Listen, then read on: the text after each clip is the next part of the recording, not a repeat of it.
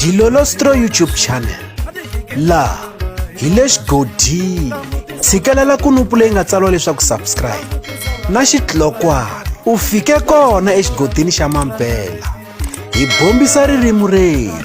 Lekker stylist khale ka manager ya Papa Rhulani u teke xiboho yena na muhumelerisi ku va humesa risimu ra vaswaswaswa featuring Papa Rhulani. Risimu leri va hlamuselaka leswaku ri kandziyisiwe khale eka lembe leri nga hundza hi nkarhi wun'we loko va kandziyisa risimu ra Papa Rhulani leri nga thyiwa leswaku ri avuxeni a xigazini, leri ri nga huma eka n'hweti ya Mhawuri hi lembe ra 2022. Se va hlamusela leswaku ri i khale se risimu leri va ri vekile naswona ri nga kala ri va nyamalalela. Se va teki xiboho xa ku va ri humesa risimu leriya. Va vuli leswaku ri siku leri va nga ta humesa hi rona va ta hi tivisa. Hi ta tsundzuka leswaku eka lembe leri nga hundza xiyimbeleri Papa Rhulani a va tshembisi leswaku ri hi nge se dya khisimusi va ta humesa tin'wana tinsimu kumbe rin'wana risimu ra ku landzela avuxeni a xigazini, kambe a swa ha vangi hi ndlela yaleyo.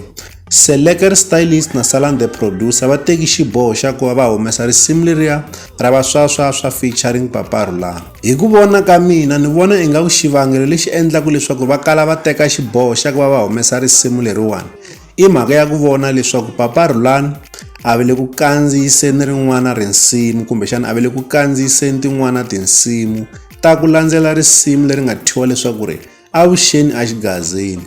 Kambe loko se risimu leriwani ro huma ivi ri fika ri karhata kumbe ri fika ri rhandziwa hi vanhu ri ba bembele etikweni, a swi nge tlheli swi vanga milomo ke ku fana na le ka risimu leri nga thyiwa leswaku ri avuxeni a xigazini.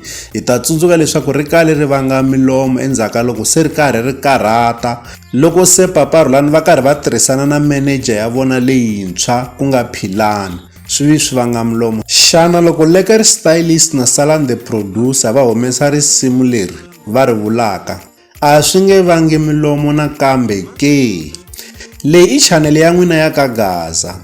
Hi ta kombela mi avelana na hina mavonelo ya n'wina eka xibokisani xa ku tsala eka xona mavonelo la ka Dilolostro YouTube channel hi le xigodini.